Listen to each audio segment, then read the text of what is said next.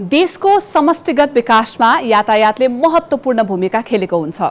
देशको भौगोलिक अवस्थाको कारणले गर्दा पनि होला नेपालमा यातायातका अरू माध्यम भन्दा सडक यातायात बढी प्रचलनमा रहेको पाइन्छ। यसै कारण सडकमा चल्ने सवारी साधनहरूको संख्या पनि दिन प्रतिदिन बढिरहेको छ। सवारी साधनको संख्या बढ्नुका साथसाथै सडक दुर्घटनाको दर पनि बढ्दै गइरहेको छ।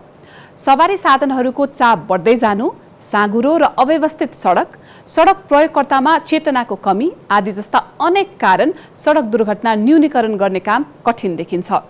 सडक दुर्घटनाको कारण धनजनको क्षति हुनुको साथै सवारी धनी, व्यापारी आदिलाई ठूलो आर्थिक भार पर्न गई टाट पल्टने सम्मको अवस्थामा पुगेको धेरै उदाहरणहरू छन्। सडक दुर्घटनाको कारण पर्न जाने आर्थिक क्षतिबाट राहत पाउनका लागि मोटर बिमा गर्नु नै सुलभ र भरपर्दो उपाय हुन गएको छ। यान्त्रिक शक्तिद्वारा सडकमा गुड्ने सवारी साधनहरू मोटरसाइकल, कार, जीप, ट्रक, बस, ट्र्याक्टर आदिमा हुन सक्ने सम्भावित जोखिमको सुरक्षणको लागि गरिने बिमा नै मोटर बिमा हो। यस प्रकारको बिमा विशेष गरी सडक दुर्घटना, चोरी, हुलदंगा, बाढी, भूकम्प लगायतका कारणबाट मोटरमा हुने क्षतिको पूर्तिको लागि गर्ने गरिन्छ। यस प्रकारको बिमा गरिएको अवस्थामा विभिन्न कारणबाट सवारी साधन वा तेस्रो पक्षलाई हानि पुग्दा क्षतिपूर्ति प्राप्त गर्न सकिन्छ। कार्यक्रम बिमाका कुरा बुझ्ने गरीमा आज हामी मोटर बिमाको बारेमा चर्चा गर्नेछौँ। सुरुमा मोटर बिमासँग सम्बन्धित एउटा रिपोर्ट प्रस्तुत गर्दछौँ। सन् 1897 मा डेटन ओहायोमा गिल्बर्ट जे लुमिसलाई जारी गरिएको मोटर वाहन बिमा नै विश्वको पहिलो मोटर बिमा हो। यो बिमा अनुसार उसको कारले कुनै सम्पत्तिलाई क्षति पुर्यायो वा कसैलाई चोट पुर्यायो वा मार्यो भने उसलाई क्षतिपूर्ति प्रदान गर्दछ। सन् 1912 मा बिमा कम्पनीहरूले बन्डल बिमा योजनाहरू प्रस्ताव गर्न थाले, जसले मोटर दायित्व र अग्नि बिमाको लागि संयुक्त सुरक्षा प्रदान गर्दछ। प्रथम विश्वयुद्धभन्दा पहिले कुनै पनि देशमा मोटर बिमालाई अनिवार्य गरिएको थिएन। सन् 1930 मा बेलायतमा रोड ट्यारिफ एक्ट जारी भए पश्चात पहिलो पटक अनिवार्य मोटर बिमाको सुरुवात भएको हो। नेपालमा विक्रम सम्वत 2040 साल पुष 17 गते अर्थात् 1 जनवरी 1984 अङ्ग्रेजी भाषामा जारी भएको नेपाल मोटर भेहिकल ट्यारिफ पछि मात्रै नेपाली कम्पनीहरू मार्फत मोटर बिमा सुरु भएको पाइन्छ। यसभन्दा अगाडि नेपालमा विभिन्न भारतीय कम्पनीहरू मार्फत मोटर बिमा गरिन्थ्यो। त्यसपछि विक्रम सम्वत 2051 साल पुष 5 गते नेपाली भाषामा नेपाल मोटर बिमा दर लागू गरिएको थियो। विक्रम सम्वत 2066 सालमा मोटर बिमा निर्देशिकाले नेपालमा तेस्रो पक्ष र सवारी साधनका यात्रु, कर्मचारी तथा चालकको बिमा अनिवार्य गरियो, जसलाई परिमार्जन गरी 2073 साल श्रावण 1 गतेदेखि मोटर बिमा सम्बन्धी निर्देशिका जारी भयो। हालसम्म यसै निर्देशिकाकै अन्तर्गत रही मोटर बिमा गर्ने गरिन्छ। मोटर बिमा निर्देशिका 2073 अनुसार नेपालको कुनै पनि क्षेत्रमा दर्ता भएका सवारी साधनहरूको हानि नोक्सानी विरुद्धको जोखिमको बिमालाई नै मोटर बिमा भनिन्छ। बिमा गरिने प्रायोजनका लागि सवारी साधनलाई 3 भागमा वर्गीकरण गरिएको हुन्छ। ती हुन् निजी सवारी साधन, व्यावसायिक सवारी साधन र अन्य सवारी साधन। सामाजिक, घरायसी र मनोरञ्जनको उद्देश्य र बिमितको कारोबारको लागि मात्र प्रयोग हुने सवारीको साधनहरू कार, जीप, स्कुटर, मोटरसाइकल आदिलाई निजी सवारी भनिन्छ। व्यवसाय वा व्यापारिक उद्देश्यको लागि सामान ढुवानी तथा यात्रुको वसार पसार जस्ता कार्यमा प्रयोग हुने बस, मिनी बस र microbus, truck, mini truck, pickup आदि जस्ता सवारी साधनहरूलाई व्यावसायिक वा व्यापारिक सवारी साधन भनिन्छ।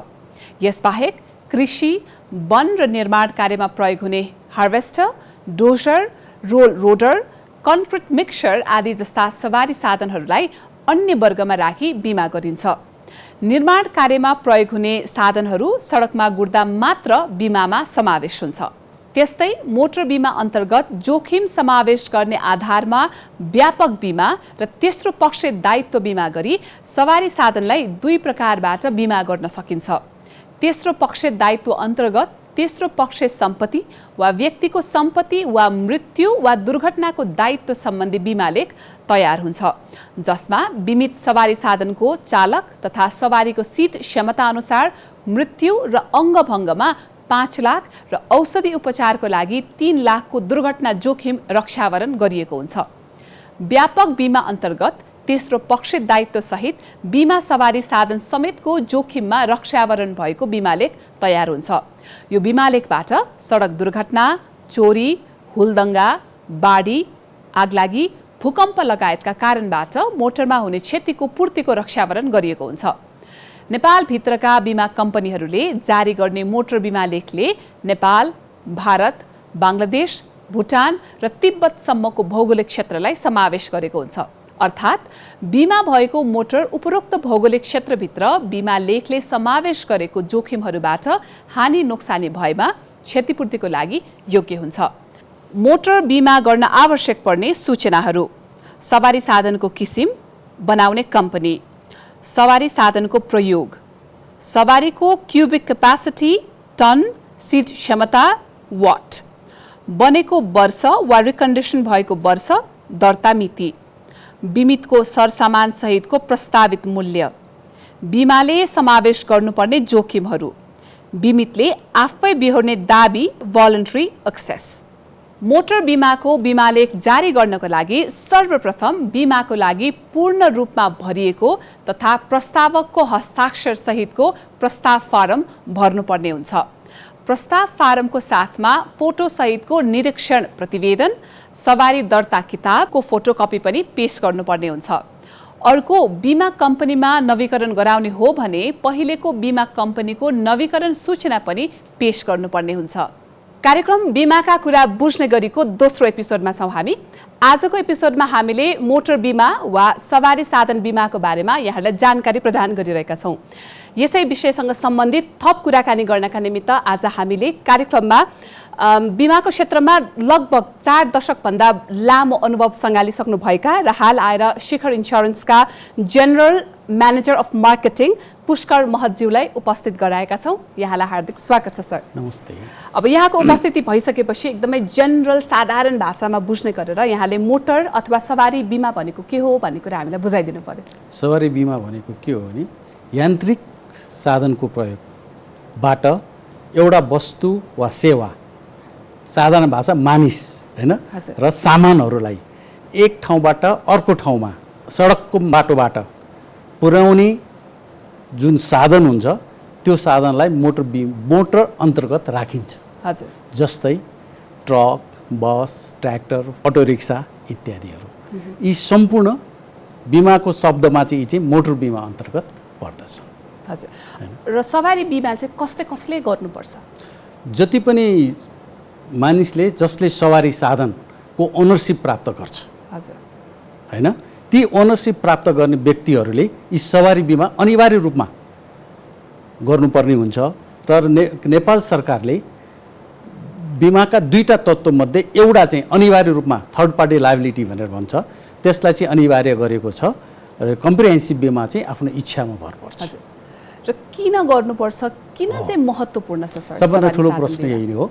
किन यो महत्त्वपूर्ण छ भने अहिले यातायातको साधन जुन नेपालमा सञ्चालित छन् हैन, र नेपालको जुन सडक यातायातको अवस्थाहरू छ र नेपालमा जुन यस प्रकारको जुन यातायातको साधनहरूको वृद्धि भइराखेको छ, जोखिम पनि विविधता भइराखेको छ।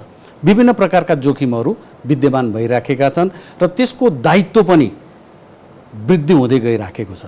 त्यसकारण यातायातको साधन प्रयोग गर्ने व्यक्तिले आफूले जोखिम वहन नगरेर अर्कोलाई जुन ट्रान्सफर गर्ने जुन प्रक्रिया छ नि, त्यसलाई नै यातायात बीमा भनेर भनिन्छ। सो यसलाई अर्को भाषामा भन्नुपर्दा जोखिम हस्तान्तरण गर्न मिल्छ? यस, डेफिनेटली हो। जोखिम आफूले जुन मालिक छ त्यसले आफूले नलिकन अर्कोलाई हस्तान्तरण गर्ने, त्यो हस्तान्तरण वहन गर्ने भने कम्पनी भयो, त्यो कम्पनीलाई हस्तान्तरण गर्ने प्रक्रिया नै के हो त, के अरे यो यातायात बीमा हो। र यो दुईटा बीचको कन्ट्र्याक्ट नै एउटा पोलिसी हो। सर, यो कुन बेलामा चाहिँ दाबी भुक्तानी प्राप्त गर्न गाह्रो हुन्छ अथवा के अपवादहरू छन्? यस्तो छ, बीमा गर्दाखेरि हैन कतिपय अवस्थामा दाबी भुक्तानी गरिँदैन। जस्तो कन्ट्र्याक्टमा लेखिएका कुराभन्दा बाहिर गएमा होइन। जस्तो उदाहरणको लागि गाडी यो ठाउँमा चलाउनु भनिएको हुन्छ, जस्तो नेपाल, इन्डिया, भारत जो लेखा त्योभन्दा बाहिर दुर्घटना भयो भने त्यो पाइँदैन। दोस्रो, गाडी चलाउने व्यक्तिले त्यो साधन चलाउने योग्यता प्राप्त गरेको छ वा छैन, ड्राइभिङ लाइसेन्स र त्यो गाडी चलाउने योग्यता छ कि छैन, दोस्रो कुरो। तेस्रो कुरो, उसले मदिरापान गरेको छ कि छैन, कुन अवस्थामा उसले गाडी ड्राइभ गरिरहेको छ। यदि रक्सी खाएर मदिरापान गरेर उसले चाहिँ गाडी सञ्चालन गरिएको छ भने त्यो अवस्थामा पनि पाइँदैन। अनि अर्को एउटा चाहिँ के भने कुनै पनि गाडी छ होइन, गाडी मालिकले गाडी बेच्यो, इन्सुरेन्स पनि नामसारी गर्नुपर्ने हुन्छ। 35 दिनभित्र त्यो गाडी मालिकले नामसारी गरेको छ र इन्सुरेन्समा उसले नामसारी गरेको छैन भने त्यो अवस्थामा पनि गाडी के अरे दाबी पाइँदैन। अनि अर्को छ वारहरूको अवस्थामा, अनि विकरणहरू जुन छ नि यो एटमिकहरूको अवस्थामा, त्यस्तो खालको अवस्थामा पनि दाबी भुक्तानी दिँदैन। त्यो बाहेक अरू जुनसुकै अवस्थामा पनि बिमाहरूको दाबी दिन्छ। मैले कुनै सवारी साधन किने, त्यसलाई दर्ता गरेँ, जोखिम हस्तान्तरण मलाई गर्नु पर्यो भने मैले निश्चित एउटा कम्पनीमा गएर मोटर बिमा गर्छु। प्रक्रिया के छन् सर यसको लागि? सबभन्दा प्रक्रिया त के भने उसले एउटा प्रपोजल फर्म भर्नुपर्छ, जुन प्रपोजल फर्ममा विविध त्यो गाडीसँग सम्बन्धित र गाडीको मालिकसँग सम्बन्धित सम्पूर्ण जानकारी हुन्छ। उदाहरणको लागि भने मालिकको नाम होइन, ठेगाना, सम्पर्क ठाउँ र त्यो गाडीसँग सम्बन्धित गाडीको कुन गाडी हो, कुन मोडल हो, कति क्यापासिटीको हो, कति मूल्यमा गर्न खोजेको र कुन कुन जोखिम वहन गर्ने, सम्पूर्ण वहन गर्ने वा ट्रान्सफर गर्ने भनौँ न, त्यो सम्पूर्ण कुराहरू त्यो प्रपोजल फर्ममा लेखिएको हुन्छ। त्यो प्रपोजल फर्म पूर्णतया भरेपछि त्यस तल म यो जोखिम हस्तान्तरण गर्न चाहन्छु भनेर बिमा कम्पनीलाई बिमितलाई दियो भने त्यसपछि बिमा गर्ने प्रक्रिया अगाडि बढ्छ। त्यो गर्दाखेरि 1 मिनट त्यो गर्दाखेरि ब्लू बुकमा भएका डिटेल्सहरू चाहिँ राख्नुपर्छ। भनेपछि मैले बिमा गर्न चाहेँ भने मैले बिमित भट्टामै गएर गर्नु पर्यो अथवा अन्य कतै ठाउँमा गएर गर्न सक्छु? बिमा कम्पनीहरूका शाखाहरू थुप्रै ठाउँमा छन् होइन, त्यहाँबाट गर्न सकिन्छ एउटा कुरो। अब अहिले त अनलाइन सिस्टममा पनि धेरै कुरा गर्न थालिएको छ, कतिपयहरू कुराहरू जानकारी दिएर पनि बिमा गर्न सकिन्छ। प्रायः जस्तो चाहिँ अहिले नेपालको कन्टेक्स्टमा चाहिँ यो बिमा कम्पनीमै गरेर गरिन्छ।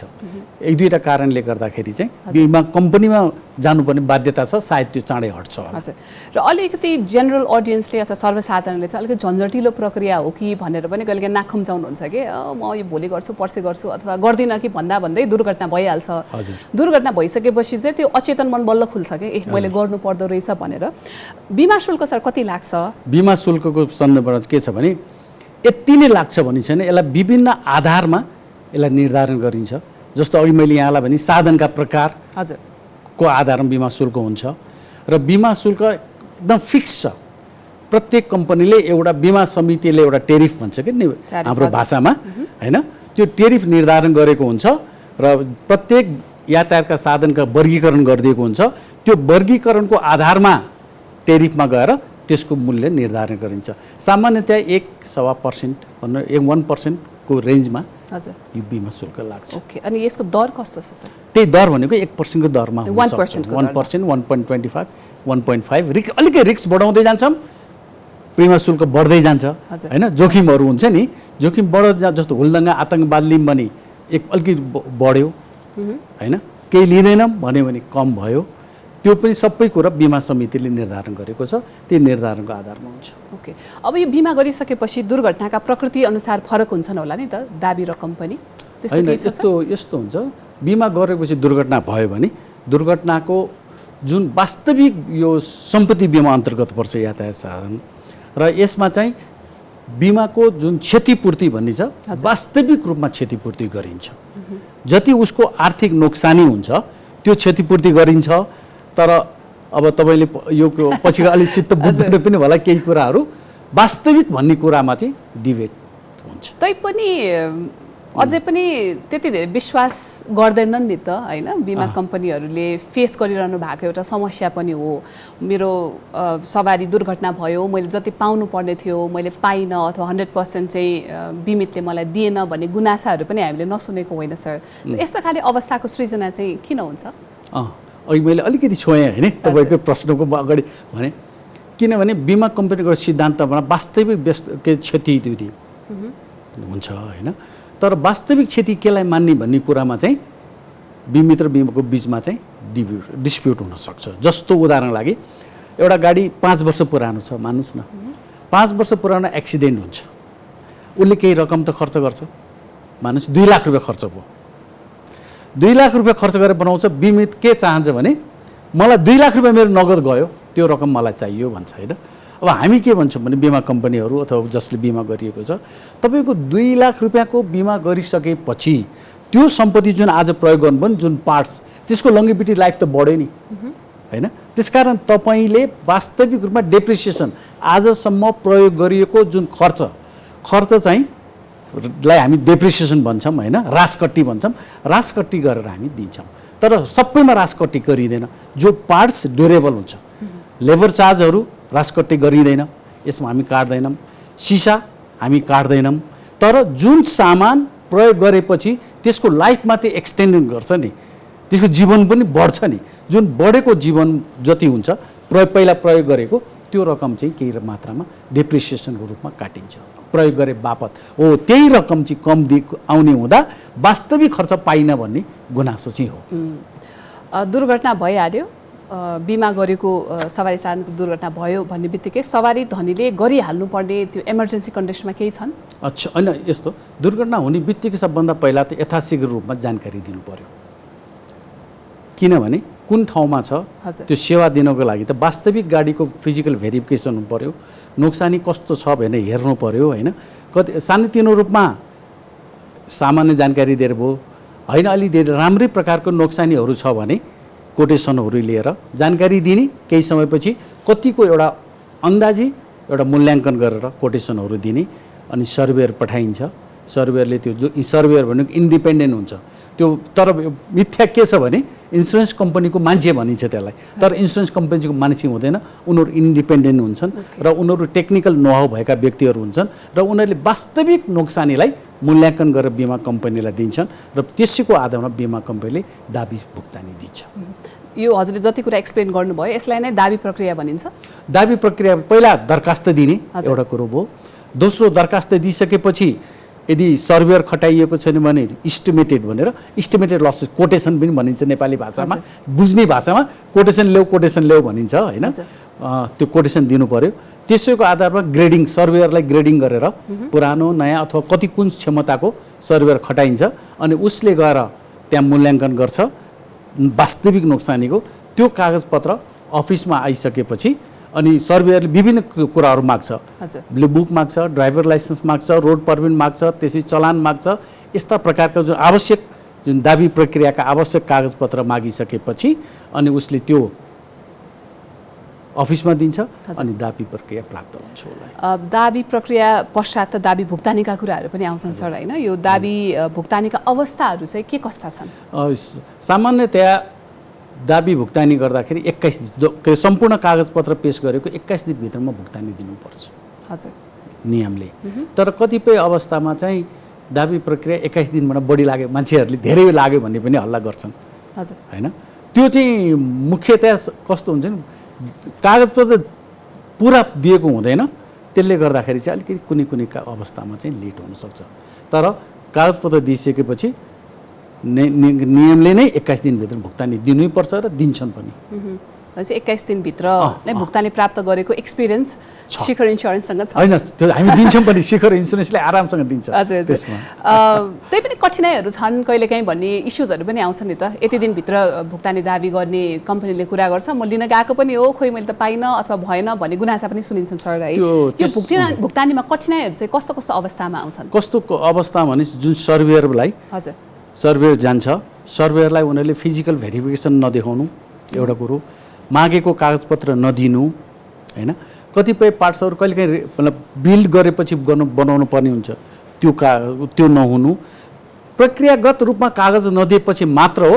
तर अहिलेको अवस्थामा जुन कम्पिटिसन मार्केटमा छ कसैले पनि दाबी दिँदैन भन्ने कुरामा चाहिँ हामी शिखरले चाहिँ विश्वास गर्दैनौँ, दाबी दिन्छौँ। हजुर, अब यसरी हजुरले अस्योर गरेर भनिरहनु भएको छ, त्यसपछि इन्स्योरेन्सलाई अस्योरेन्सको रूपमा पनि हामीले मान्छौँ होइन। तैपनि नेपाली जनमानसमा बिमाप्रतिको अथवा स्पेसली नन लाइफ इन्स्योरेन्सको बिमाप्रतिको गलत अवधारणाहरू, गलत विश्वासहरू चाहिँ किन आइरहेका छन् होला सर? यो चाहिँ एउटा विडम्बना नै भन्नुपर्छ। हुनसक्छ यसमा दुवै पक्षका कमी कमजोरी हुनसक्छन् होइन। तर मलाई जहाँसम्म अघि यहाँले मेरो परिचयमा दिनुभयो 40 वर्षको अनुभव भन्नुभयो होइन। सुरुका केही 5-7 वर्ष अगाडि यस्ता थिए पनि म थिएन भन्न सक्दिनँ। तर अहिले आएर यो 3 वर्ष 4 वर्ष यता 5 वर्ष यता चाहिँ हामी बिचको पनि प्रतिस्पर्धा छ, दाबी दिन पनि प्रतिस्पर्धा छ। शिखर इन्सुरेन्स के चाहन्छ भने बिहानको बेलुका दियोस् भन्ने चाहन्छ र दिएका पनि छौँ। जुन सानो केसहरू हुनसक्छ त्यसमा दिन्छौँ पनि हामी, तर प्रक्रियागत रूपमा जुन कागजपत्रको आवश्यकता हुन्छ नि त्यो चाहिँ पुरा हुनुपर्छ। र इन्स्योरेन्स कम्पनीहरू आफैले पनि भोगेका केही समस्याहरू त छन् होला यो प्रक्रिया अवधिभरिमा, त्यस्तो केही छन् सर? छ, यसमा कस्तो अवस्था हुन्छ जस्तो मेडिकल इन्सुरेन्समा सबभन्दा ठुलो समस्या छ। अहिले थर्ड पार्टी लायबिलिटी भन्ने एउटा हुन्छ। कुनै पनि गाडीले कसैलाई ठक्कर दिँदाखेरि त्यो ठक्कर खाने व्यक्तिको सम्पूर्ण जिम्मेवारी त्यो गाडीवालाले वहन गर्नुपर्ने हुन्छ होइन। अब त्यो हस्पिटलमा जान्छ अनि कतिपय फ्र्याक्चरहरू हुन्छ, ऊहरू राखेको हुन्छ, रडहरू राखिएको हुन्छ, त्यो झिक्नको लागि 6 महिना 8 महिना लाग्छ। त्यसले गर्दाखेरि पनि दाबी प्रक्रिया कहिलेकाहीँ ढिलो भए जस्तो पनि लाग्छ होइन। तर अनि अर्को कुरो कतिपय हस्पिटलमा बस्छन् 2 महिना 3 महिना 4 महिनामा पुरा बिल प्राप्त हुँदैन, उनीहरूलाई पनि थाहा हुँदैन कि कति खर्च लाग्छ भनेर। त्यसकारण त्यस्तो बिलहरू पनि नपाएको हुनसक्छ। त्यो कारणले गर्दाखेरि लेट भएको जस्तो लाग्छ। तर सामान्यतया अहिलेको अवस्थामा दाबी प्रक्रिया नदिकन कुनै पनि इन्सुरेन्स कम्पनी सर्भाइभ गर्न सक्दैन। त्यसैले दाबी नै इन्सुरेन्सको मूल आधार हो। ख्याति भन्नुहोस्, गुडविल भन्नुहोस्, इन्सुरेन्सको त्यही नै हो। फेरि एक्चुअली सुरुदेखि जाउँ सर, अन्त्यसम्म पुगौँ। हस्, नयाँ सवारी साधन कसैले किन्नुभयो, उहाँले बिमा गर्नुभयो कम्पनीको, त्यस्तो नहोस् तर दुर्घटना भइहाल्यो भने सुरुदेखिको प्रोसेस फेरि टक्क लाएर अन्तिमसम्म हजुरले फेरि सर्र भन्नुहुन्छ होला। ओके, सबभन्दा पहिला कसैले गाडी किन्नुहुन्छ भने गाडी ग्यारेजमा अथवा चाहिँ सोरुमबाट निकाल्नुभन्दा अगाडि त्यो जोखिमलाई चाहिँ अरूलाई हस्तान्तरण गर्ने प्रक्रिया हामी सुरु गर्छौँ, त्यसलाई बिमा भन्छौँ होइन। जस्तो ब्लू बुक जब दिइन्छ नि, ब्लू बुकमा धेरै डिटेल्स हुन्छ, नाम हुन्छ, सब चिज हुन्छ, इन्जिनको क्यापासिटीहरू सब चिज हुन्छ। ब्लू बुकको आधारमा हामीले प्रपोजल फर्म भर्छौँ होइन। त्यसमा गाडीको मूल्य, लिने जोखिमहरू सब डिस्क्रिप्सन हुन्छ। त्यो एउटा प्रक्रिया भयो। त्यसको आधारमा हामी टेरिफ यानि टेरिफको आधारमा त्यो प्रपोजलको आधारमा हामी बिमा शुल्क निर्धारण गर्छौँ, जोखिम निर्धारण गर्छौँ। तर अब चाहिँ नेपाल सरकारले एउटा अर्को बिमा समितिले एउटा सर्कुलर के छ भने केवाइसी भन्ने फर्म हुनुपर्छ। यो सामान्यतः सबैलाई थाहा छ, गाडी चल्नेहरूलाई। उहाँहरूले केवाइसी फर्म भन्नुपर्छ, नागरिकताको फोटो होइन, उहाँको सबै डिटेल्स, एड्रेसहरू सबै कुरो त्यो पनि अहिले भर्ने अनिवार्यता छ। पहिला यो थिएन, अब चाहिँ केवाइसी फर्म भर्नुपर्छ। त्यो भरिसकेपछि र बिमा शुल्क अर्को अर्थ आएको छ है अहिले के भने बिमा शुल्क तिरे जब दिनुहुन्छ नि त्यो रसिद लिएपछि जोखिम हस्तान्तरण हुन्छ। प्रपोजल फर्म भर्दैमा बिमा पोलिसी एक त हामी दिँदैनौँ होइन, नदिएपछि बिमा शुल्क प्राप्त नगरेसम्म जोखिम हस्तान्तरण हुँदैन। जोखिम हस्तान्तरण भएपछि गाडी निकाल्न उपयुक्त हुन्छ। हामी सल्लाह त्यही दिन्छौँ ग्राहकलाई। कुनै पनि साधनको खरिद गर्नुहुन्छ भने पहिला जोखिमलाई बाटोमा पर्दाखेरि हुने जाने जोखिम त संयुक्त प्राकृतिक जोखिम हुन्छ, मानवीय जोखिमहरू हुन्छ। ती सबै जोखिम चाहिँ बिमा कम्पनीलाई वहन गर्न लगाउनुहोस् अनि निर्धक्कसँग गाडी चढ्नुहोस्। अब 40औं वर्षको अनुभव छ, यहाँको सुरुवाती फेजदेखि लिएर अहिलेको करेन्ट सिनारियोसम्म पनि अभ्यस्त भइसक्नु भएको छ। अब चाहिँ बिमाको क्षेत्रमा के कस्तो परिवर्तनहरू, सुधारहरू अरू चेन्जेसहरू आउनुपर्छ जस्तो लाग्छ यहाँलाई? मेरो विचारमा के हो भने जति जति समाज विकसित हुँदै गयो होइन, टेक्नोलोजी विकसित हुँदै गयो, जोखिम पनि बढ्दै गएको छ र जोखिम पनि भेराइटिजको रूपमा फरक हुँदै आएको छ। त्यसकारण के जस्तो उदाहरणलाई म दिन्छु यहाँहरूलाई। पहिलाको अहिलेको हामीले जुन बिमा पोलिसीहरूमा दुर्घटना भएर कुनै पनि हस्पिटलमा औषधि उपचार गर्नुपर्दा हामी 3 लाख रुपियाँ दिन्छौँ। सायद अहिलेका यातायात व्यवसायीहरूले त्यो अपुग भयो भनेर आवाजहरू उठाइराखेका छन् र उहाँहरूलाई ठुलो समस्याहरू पनि छ। किनभने एउटा एक्सिडेन्टमा करोडौँ रुपियाँ खर्च गर्नुपर्ने स्थितिहरू पनि छ। त्यो एउटा पक्ष छ। दोस्रो पक्ष मान्छेको मृत्यु हुँदाको अहिले 5 लाख रुपियाँ सरकार नियम छ, त्यो पनि अपुग हुन सक्ने स्थिति छ र बढी तिरिराखेको अवस्था छ। त्यो दोस्रो कुरो भयो। तेस्रो कुरो अब अहिले चाहिँ अलिकति झन्झटिलो भनेर पुलिस रिपोर्टहरूको बारेमा पनि अलिअलि कुरा उठाइराखेका छन्, तर त्यो फल्ट डिटर्मिनेसनको लागि त्यो आवश्यकता छ। र नेपालको सन्दर्भमा चाहिँ अलिकति कम्प्लिकेसन कहाँ छ भने यो कसको गल्ती भन्ने कुरो निर्धारण गर्न कठिनाइ छ। जस्तो उदाहरण यहाँलाई दिन्छु, कुनै त यहाँले गाडी राखिरहनु भएको छ, आफ्नो काममा जानुभएको छ, एउटा मोटरसाइकल आएर गाडीमा ठोक्यो, त्यो गाडीवालाले त्यो मोटरसाइकलवालालाई औषध उपचार गरिदिनु पर्ने हुन्छ, जबकि उसको कुनै दोष हुँदैन। यस्ता प्रकारका प्रक्रियाहरू नेपालमा छन् जुन बिमा कम्पनीहरूलाई पनि यही समस्याहरू हुन्छन्। त्यसलाई एउटा सरल तरिकाले निर्धारण गर्न सकियो भने बिमा क्षेत्रलाई राम्रोसँग अगाडि बढाउन सकिन्छ जस्तो लाग्छ।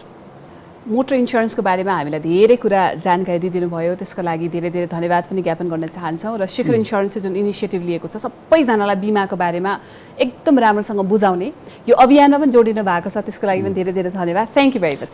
नमस्ते, यहाँहरूले मलाई मौका दिनुभयो केही आफ्नो कुरा राख्नलाई, त्यसको लागि यहाँहरूलाई धन्यवाद। र यो नेपालको 40% बिमा क्षेत्र ओगटेको क्षेत्र हो, त्यसकारण यो क्षेत्रले चाहिँ को सफलता नै बिमा कम्पनीहरूका सफलतामा आधार छ हैन, निहित छ। त्यसकारण यहाँले मौका दिएकोमा यहाँहरूलाई धन्यवाद। कार्यक्रम बिमाका कुरा बुझ्ने गरीको दोस्रो एपिसोडमा हामीले मोटर बिमा वा सवारी साधन बिमाको बारेमा यहाँलाई कम्प्लिट इन्फर्मेसन प्रदान गर्यौं। दुर्घटनावश भइपरि आउने जोखिमहरूबाट जोखिम हस्तान्तरण गर्नको लागि तपाईले सवारी बिमा गर्नै पर्छ।